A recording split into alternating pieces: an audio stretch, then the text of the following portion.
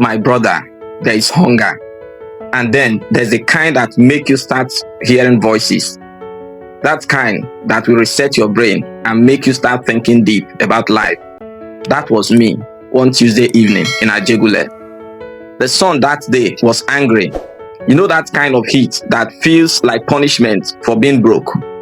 I had just come back from one useless interview. The woman smiled at me and said, "We'll get back to you." In Nigeria, that line means, "My brother, go and look for another job." When I entered my room, NEPA had already taken light. My fan just stood there, useless. I lay down on my thin mattress that had already retired from active service. The whole room was hot, like pepper soup. My stomach was complaining loudly. The last thing I ate was gala and pure water, and that was yesterday afternoon. I checked my wallet, only 500 naira. That money was supposed to last me till God knows when. I opened my phone just to distract myself small. Big mistake. Instagram nearly gave me high blood pressure. People were in Dubai, eating strange food and posting soft life quotes. One girl I knew in school that couldn't even spell opportunity was now doing boss lady with iPhone 16. I just hissed at her as if she was the cause of my problem. As I was lying there, thinking of how life was dealing with me, I heard a knock. "Who be that?" I asked. It was my neighbor, Sly, or Sly Baba, as we called him. That guy always looked like money. Even when everybody else in the compound was suffering, he wore designers, sprayed perfume that could confuse mosquitoes, and walked around with two phones like he was managing two lives. He entered smiling, holding a small nylon bag that had sachet gin inside. The smell alone could make a dead man rise. I told him to sit, and he poured us both a drink. As the drink hit my chest, I felt small energy return. So I looked at me and said, "Guy, hunger don't humble you." I tried to laugh because he was not lying, but hunger colored me. After a while, he leaned closer and said, "You go just dey like this? There is money on ground for people who get mind." I looked at him properly. He smiled like someone that just won a lottery. He started explaining one business. He called it logistic work. According to him, I wouldn't need to do any fraud or talk to white people online. My job was simple. Drive, pick up something, deliver it somewhere, and collect 150,000 naira. When he mentioned the money, my brain paused. 150,000 naira for one trip.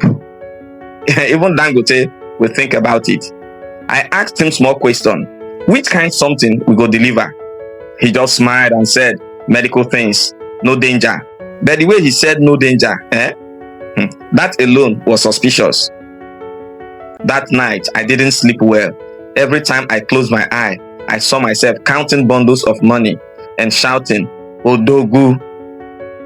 I imagined myself taking Kemi, my girlfriend, to eat real food for once, not suya and Fanta.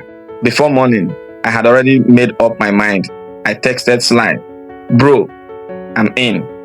He replied almost immediately, "Welcome to the fast lane, my guy." If only I knew that lane had no brakes. 2 days after I agreed to join Sly, my life started moving fast. That morning, he came knocking on my door by 6 a.m., shouting my name like fire had started.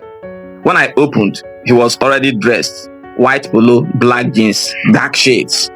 Even his slippers looked rich. "Guy, today na your first trip," he said with a grin.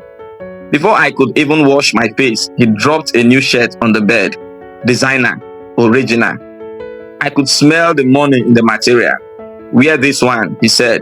"You know if it look like Ajegunle when you dey go meet people wey get doings." In less than 30 minutes, we were on our way. He had ordered a boat, a clean Toyota Camry with cold AC. As the breeze touched my face, I just smiled. For the first time in a long time, I felt like a human being again. We drove out of Ajegunle and entered Lekki. The difference between the two places was enough to make you question God's distribution formula. As we passed through those estates, I kept thinking, so human beings really live like this? We finally stopped at one tall building near Lekki Phase 1. The security man opened the gate after confirming Sly's call. Inside the compound looked like heaven with Wi-Fi. We walked into a sitting room that smelled like air freshener and foreign money. Two men were already there. One was bald, with a pot belly and gold wristwatch. The other looked like someone who didn't talk too much, but thought too deeply. Sly greeted them casually, like they were old friends. I just nodded and smiled, like a waka pass in a Nollywood movie. The one with bad hair spoke first. His voice was smooth, but carried weight. "You are the new guy." "Yes, sir," I answered quickly. He looked me up and down, then smiled slightly. "Good. You look calm." "Calm is good." He told us there was a small package to deliver. Nothing heavy, just a brand carton sealed tight. My job was to sit in the car while Sly handled the rest. We would take the bus to a man in Ikeja, collect the balance, and returned. Simple. Before leaving, the bad man counted 50,000 in cash and gave it to Sly for transport, he said. When I saw the money, my body started vibrating like old Nokia phone. I hadn't seen that kind of cash in months. We left immediately. On the road, Sly was all smiles, playing loud music and making calls. Me, I was quiet. My mind was dancing between excitement and fear. Part of me wanted to ask again, what exactly is inside that bus? But the other part of me said, my brother, face front.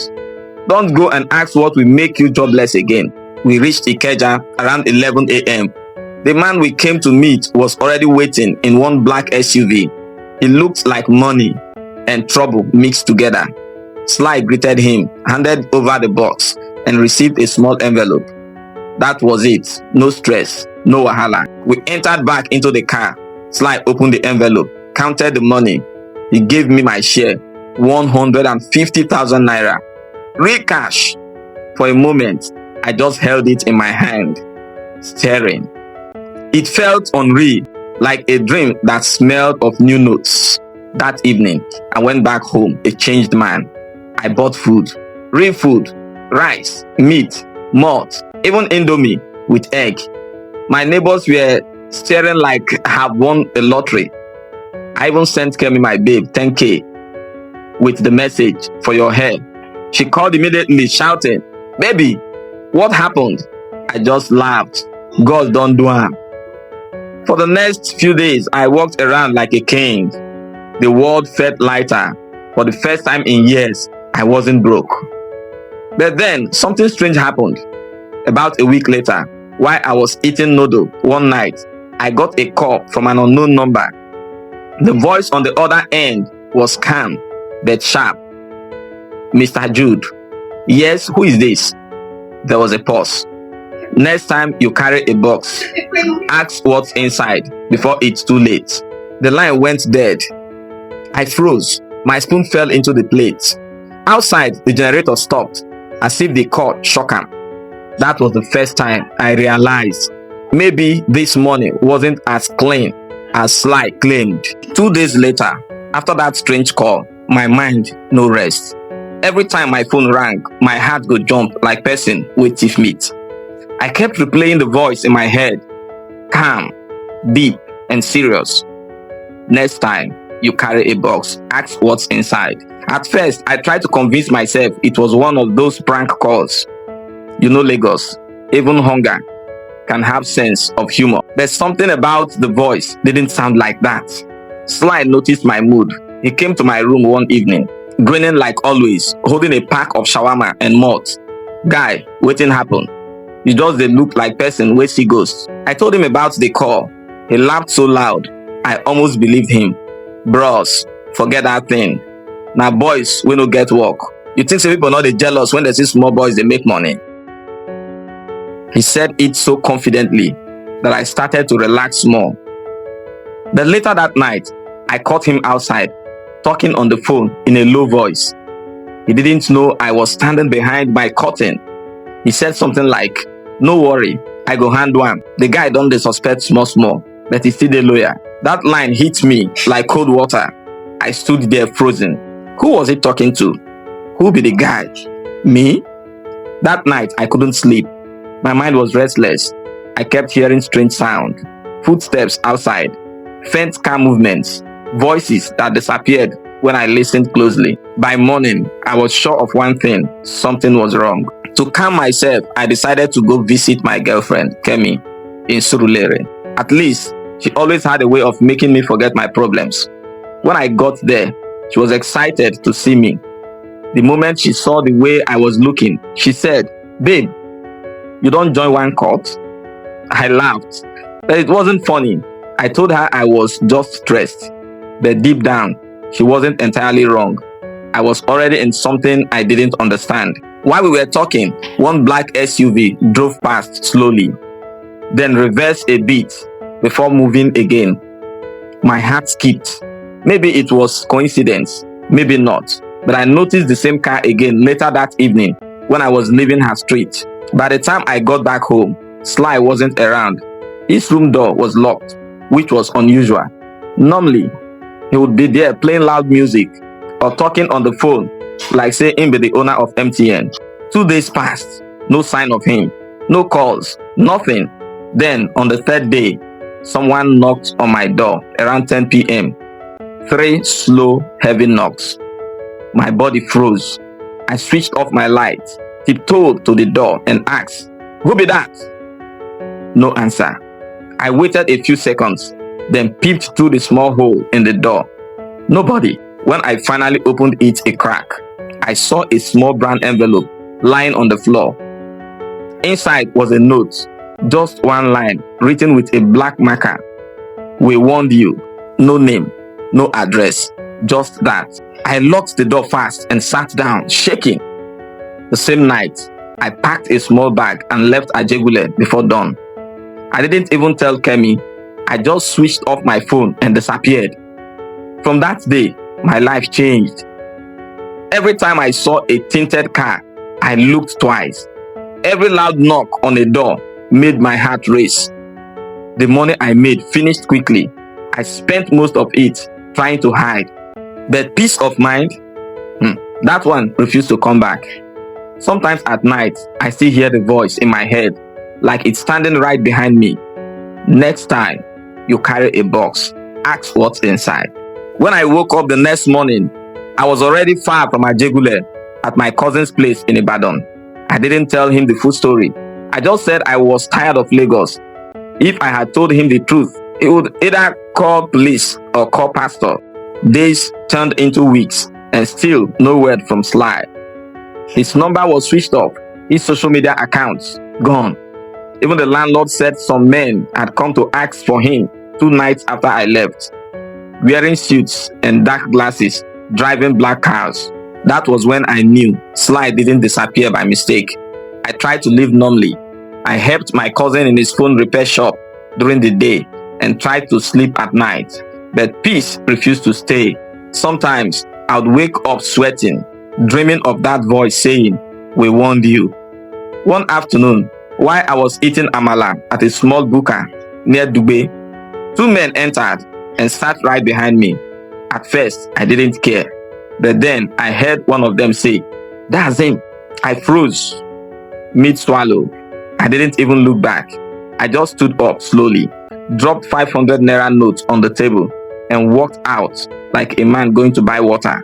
The moment I stepped outside, I started running. I didn't stop until my legs started shaking. That day, I knew Lagos trouble had followed me to Ibadan. It took a while, but I eventually found out what we had carried that day, the so-called medical goods. A few months later, one of Sly's old friends, Tega, reached out secretly. He said police had been arresting people connected to a movement of organs, human organs. That brown carton I had carried like innocent delivery boy was full of human parts, kidneys, livers, things that could buy houses for rich people dying in private hospitals. When Tega told me, I couldn't breathe. My head was spinning like a gyrating ceiling fan on high speed. So that was why those men warned me. That was why Sly vanished. Maybe they caught him. Maybe he tried to run. Maybe he didn't make it. For days, I couldn't eat. The smell of food made me sick. Every time I remember the 150,000 naira, it felt like blood money. After that, I changed cities like skirts, from Ibadan to Benin, from Benin to Onitsha, from Onitsha to Enugu. Everywhere I went, I stayed quiet. I stopped using my real name. Sometimes I would lie that I was a barber, sometimes a driver, sometimes a student who dropped out. But trouble doesn't forget address. Once in Benin, I was walking home late when a car slowed beside me. The window rolled down and someone called my name softly. Jude. I didn't wait to see the face. I ran through streets, jumped gutter, lost my slippers, everything. That night, I slept under a bridge till morning. I was living like a ghost, hiding from people I didn't even know. 2 years later, I was working at a car wash in Enugu, quiet life. I had almost convinced myself that maybe the past had forgotten me. Then, one Sunday morning, while washing a white SUV, I looked up and saw a familiar face sitting in the back seat. It was Sly. He was alive, but something about him had changed. He looked thinner, quieter. His usual loud confidence was gone. When he stepped down, I froze. He smiled faintly, looked around and said, "You still breathe? Thank God." Before I could say a word, he pulled me aside and whispered, "They are still watching. Don't ever talk about what happened. Just stay small. Disappear." Then he entered the car and drove off. That was the last time I ever saw him. Now it's been 5 years since that day. I'm living somewhere quiet. I won't even mention where. I don't use my full name online. I don't post pictures. Sometimes I sit and think about how it all started. Just one evening of hunger, one moment of desperation, and one sweet promise of easy money. That's how it begins. If I'd just endured that week, maybe my life would have been different. But hunger and pride pushed me into a hole I am still crawling out from. That's the thing nobody tells you. Fast money always has fine packaging, but the receipt is paid with peace of mind. So when you see someone driving big car, living large overnight, don't envy them. Ask yourself what they did carry. Not in a box this time, but inside my head. Every sound, every knock, every black car reminds me, once you touch dirty money, even clean water can wash it out. Thank you for listening to my story. If you are joining me for the first time, please click the subscribe button and turn on the notification bell icon so that whenever I drop new stories, you will be notified. Also share this video, like it so that more people will get to see it. Thank you so much.